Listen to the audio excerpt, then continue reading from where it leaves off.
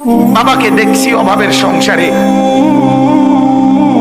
27 দিন তারাবির নামাজ যেদিন শেষ হয়েছে তারপর দিন একটা পাঞ্জাবির কাপড় কিনে দিছে আমারে।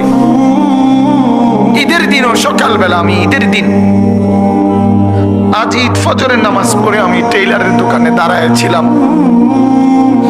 আমার পাঞ্জাবিটা তখনও সেলাই হয় নাই। আমি ঈদের নামাজে যাব কিভাবে?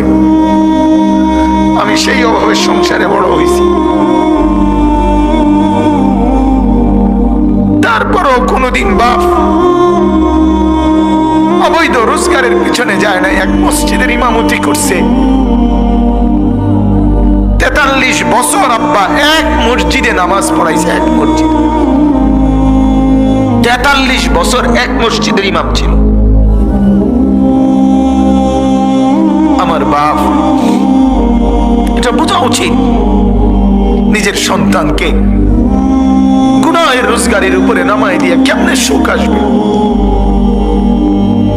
নিজের ঘরে হারামের সুদের টাকা, ঘুষের টাকা, চুরি টাকা, ডাকাতির টাকা, ওজনে কম দিয়ে ঠকবাজি করে, প্রতারণা করে, মিথ্যা বলে, ধোঁকাবাজি করে, নেশার সামানা বিক্রি করে, মদের উপকরণ বিক্রি করে, জুয়ার সামগ্রী বিক্রি করে, মানুষকে ঠকাইয়া প্রতারণা করে, মিথ্যা বলে যে টাকা আপনি ঘরে আনলেন, আপনি অনেক মানুষকে কষ্ট দিয়ে আপনার ঘরে সুখ আসবে কেমনে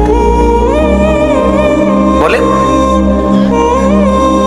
আল্লাহ আমাদেরকে বুঝার তৌফিক দান করুন।